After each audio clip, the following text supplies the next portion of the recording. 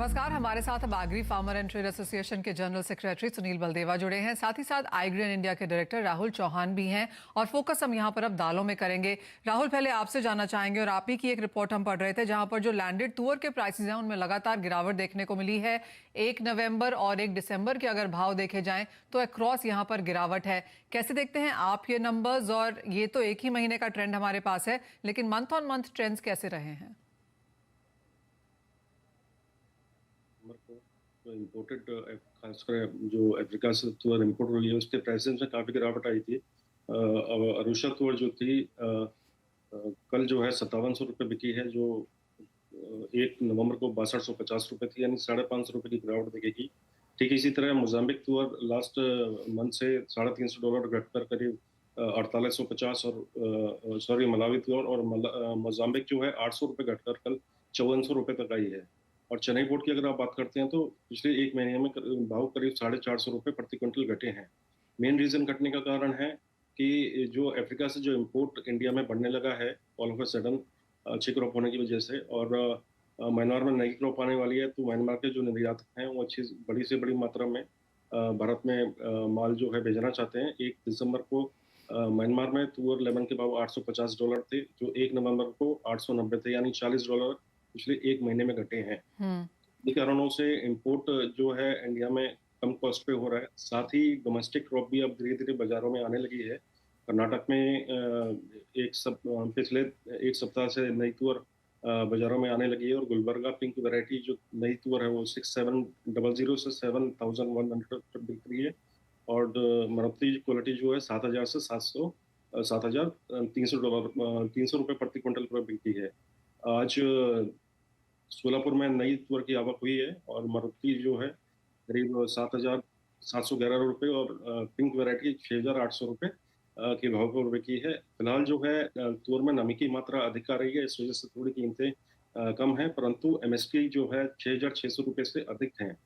तो बढ़ती आवक के दबाव से थोड़ा सा बाजारों में अभी मुझे लगता है कि थोड़ी बाजार दब सकते हैं।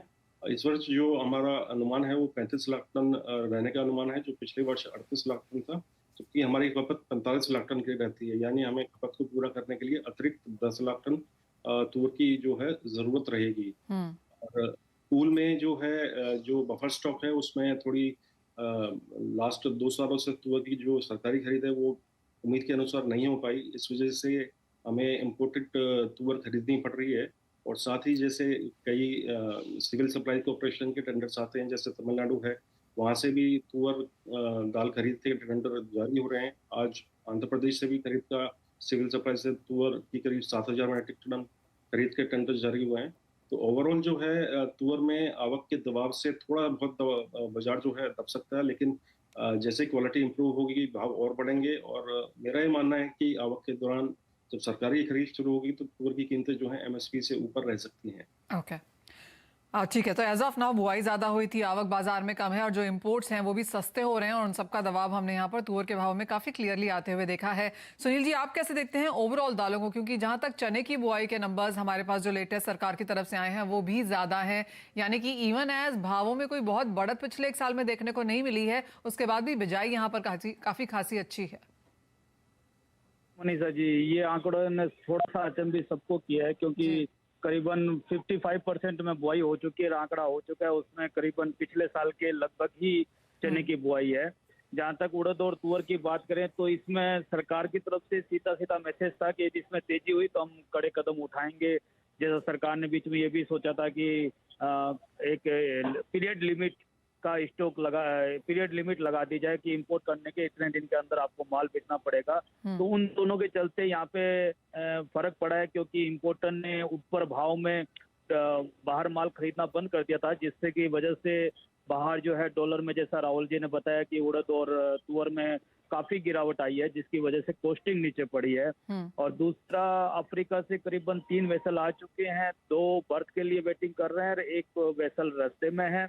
और दिसंबर मंथ में भी 4 वेसल बल्क वेसल मोजाम्बिक से रवाना होंगे, जिसका भी एक प्रेशर यहाँ पे दिखाई दे रहा है। तीसरा सबसे बड़ा प्रेशर साथ के साथ बर्मा से भी है, क्योंकि बर्मा में ये अनुमान लगाया जा रहा है कि 1 लाख टन माल करीबन पिछले साल से ज्यादा होगा और 70-80 हजार टन वहाँ पे स्टॉक है। तो कुल मिला के सप्लाई को देखते हुए थोड़ा सा एक प्रेशर उड़द और तुअर पे दिखाई दे रहा है, क्योंकि बाहर की फसल अच्छी है। और यहाँ पे दिसंबर मंथ में, जगह मैं पहले भी बोल चुका हूँ कि दिसंबर मंथ में कभी भी दालों की डिमांड नहीं होती है, जी हाँ। क्योंकि हरी सब्जियां काफी मार्केट में होती है और वो काफी सस्ते भाव में बिकती है। तो एक इसका असर सबसे बड़ा मार्केट में दिखाई देता है। एब्सोल्युटली। तो Sunil ji, as of now जो करंट सारा सिनेरियो आपने बताया, चाहे वो बुआई को लेकर है, सस्ता इंपोर्ट है, आवक है बाजार में, सरकार का डर भी है, हाई कॉस्टिंग पे लोग इंपोर्ट भी नहीं कर रहे हैं, बर्मा मोजाम्बिक का जो आपने यहाँ पर व्यू दिया, जिस तरह का तरीका, जिस तरह से दिसंबर मंथ की शुरुआत हुई है, कैसे आप ये पूरे महीने में भावों की रेंज बनता हुआ देखते हैं, और आपको लगता है कोई सुधार आगे जनवरी में जाके एट ऑल देखने को मिलेगा? जनवरी के बाद जब बारिश थोड़ी बहुत होती है और सब्जियां कम होने लगती है, तब दालों में उठाव होता है। और ये देखा है हमने कि मार्च, अप्रैल और मई, ये 3 महीने दालों की सेल के लिए सब ज्यादा होते हैं। तो मुझे तब तक कोई उम्मीद नहीं दिखाई देती। दिसंबर और जनवरी दालों में प्रेशर ही रहेगा भाव में, जहाँ तक हम इंपोर्ट देख रहे हैं, जहाँ तक डिमांड और सप्लाई को देख रहे हैं। मुझे लगता है कि दिसंबर और जनवरी प्रेशर में और आगे रहने की संभावना है। लेकिन आप कहेंगे एमएसपी के आसपास या उसके ऊपर भाव रहेंगे, या फिर वहां पर भी थोड़ा नुकसान है? जहाँ तक चने की बात करें तो ये एमएसपी से नीचे ही, यदि बिजाई 10% भी कम रहती है तो भी फर्क नहीं पड़ेगा, क्योंकि 24-25 लाख टन जो है सरकार के पास माल है, जो टोटल क्रॉप का करीबन 25% है। तो सप्लाई देखेंगे तो यदि 10% भी बिजाई कम होती है तो 15% ओवरऑल सप्लाई हर साल नॉर्मल सप्लाई के मुकाबले ज्यादा रहेगी। तो मुझे लगता है चने में हमेशा प्रेशर बना रहेगा। मूंग की बात करें तो मूंग हमारे यहाँ इम्पोर्ट नहीं है, देन है, और बाहर हालांकि भाव कम है, लेकिन यहाँ पे जो है मूंग की फसल में कुछ फर्क दिखाई दिया था। जहाँ तक हम राजस्थान की बात करें तो वहाँ पे आवकों पे उतना ज्यादा प्रेशर नहीं दिखाई दिया है। तो मुझे लगता है कि मूंग के भाव जो है वो ठीक बने रहेंगे। और तुअर उड़द में जैसा मैंने पहले ही बोला कि बर्मा और मोजाम्बिक को देखे तो तुअर और उड़द में सप्लाई जो है इंपोर्ट के बराबर बनी रहेगी। तो मुझे ये लगता है कि कुल मिला के सिनारियो दालों पे अगले 1.5-2 महीना प्रेशर में रहेगा।